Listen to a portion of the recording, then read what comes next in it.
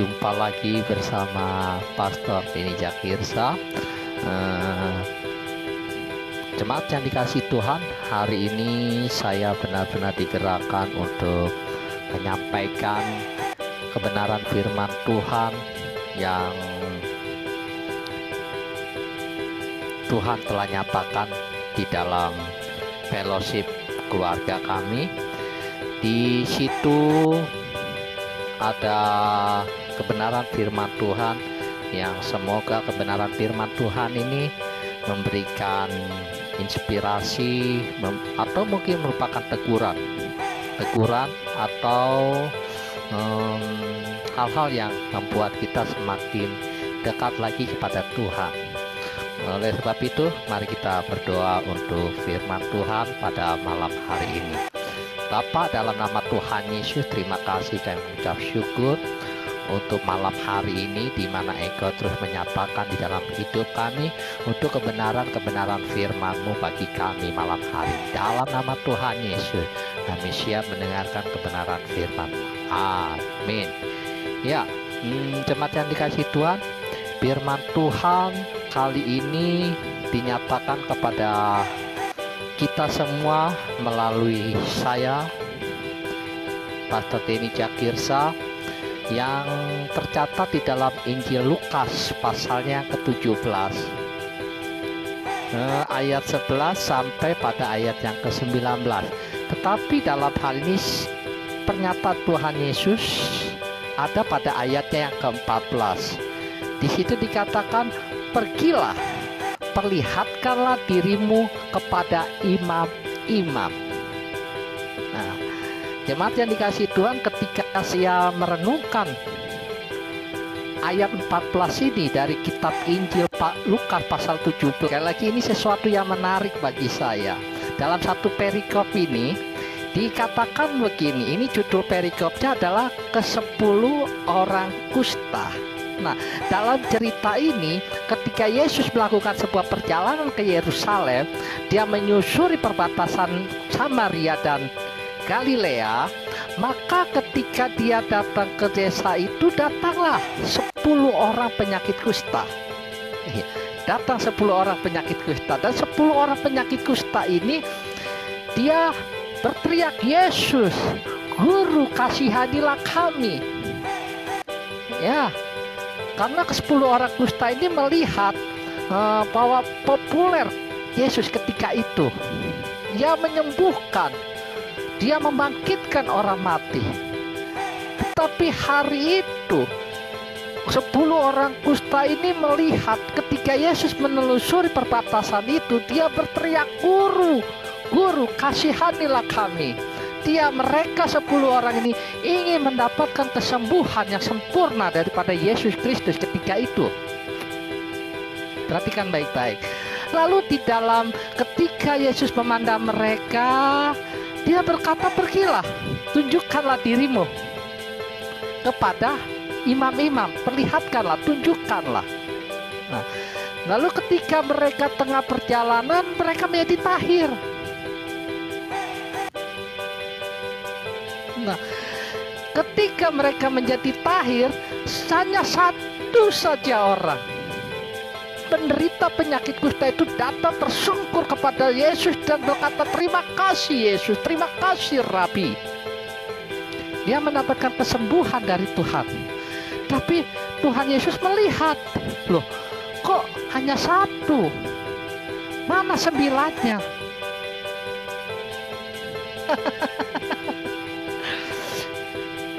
Ya, akhirnya Tuhan Yesus bilang sama satu orang yang datang ini, dia bilang, "Berdiri, pergilah, imanmu telah menyelamatkan engkau."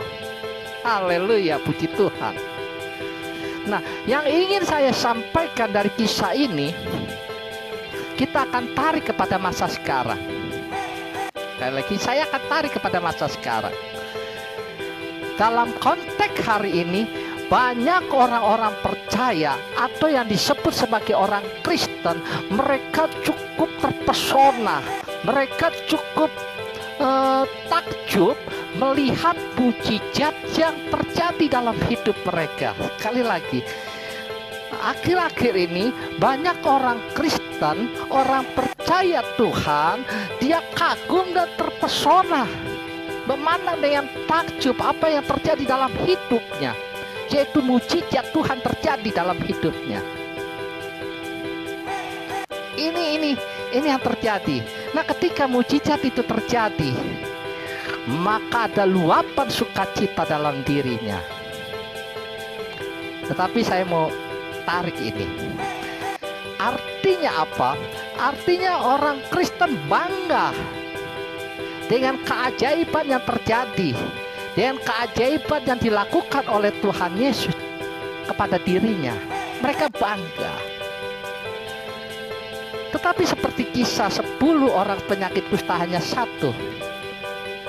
Tahukah kita bahwa mujizat itu diberikan, bahwa mujizat itu terjadi dalam hidup kita karena Dia ingin ada pertobatan dalam hidup kita. Namun sayang, yang terjadi adalah tidak ada pertobatan. Yang terjadi adalah tidak ada tersungkur kepada Yesus. Tidak ada pertobatan yang ada di dalam dirinya. Nah, akhir-akhir ini Tuhan mau ketika you and me mendapatkan mujizat yang nyata dalam hidup kita. Tuhan mau kita mengalami pertobatan. Nah, pertobatan ini menjadi sesuatu hal yang Tuhan ingin kita mendapatkan keselamatan itu. Maka ketika kita mendapatkan keselamatan itu adalah iman, percaya kita kepada Tuhan.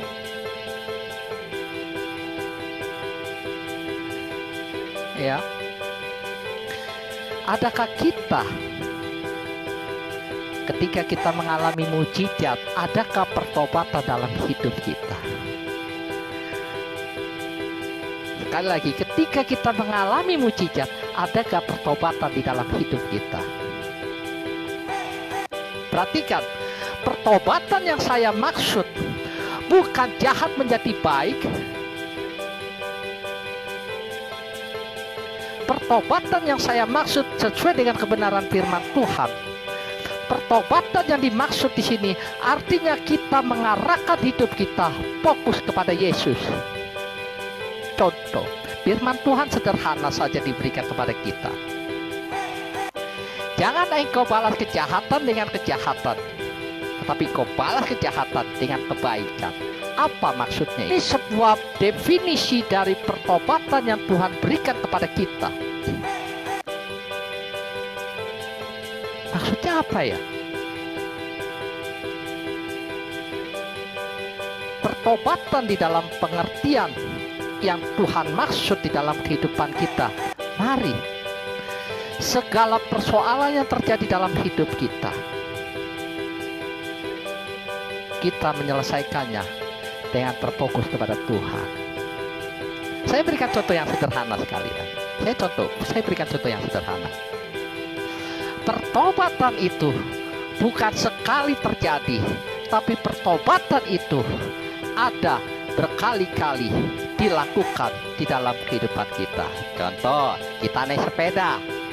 Saya ingat sekali pada waktu saya kecil, bapak saya belum punya sepeda, tapi bapak saya pergi ke tempat penyewaan sepeda. Saya belum bisa naik sepeda.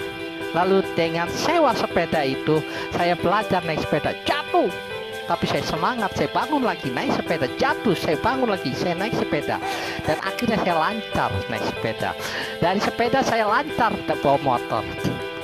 Tetapi apakah dengan seperti itu, dengan bisa naik sepeda lancar, apakah kita tidak mengalami kejatuhan?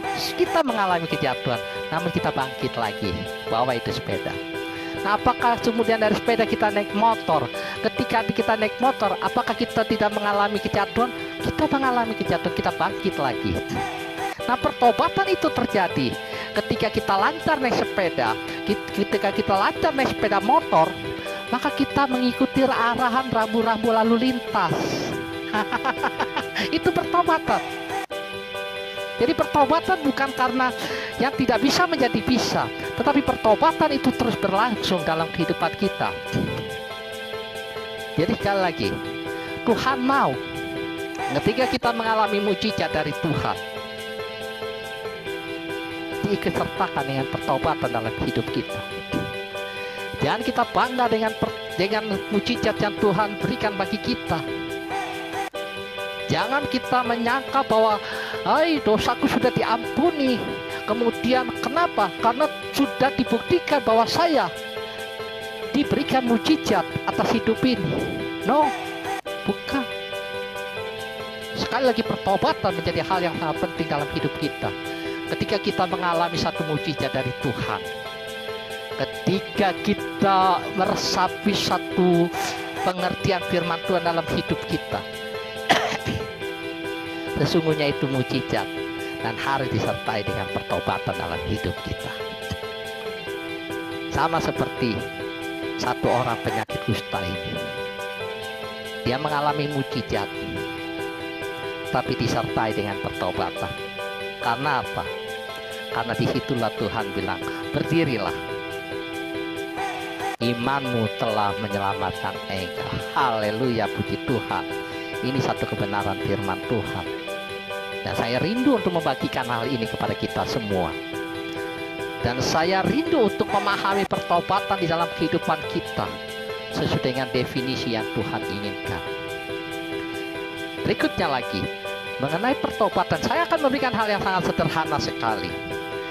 Ketika kita mengalami satu pengkhianatan dalam diri kita, ketika kita disakiti oleh orang-orang sekitar kita, maka kita harus mengampuni orang tersebut, mengampuni diri kita yang telah menyimpan dendam.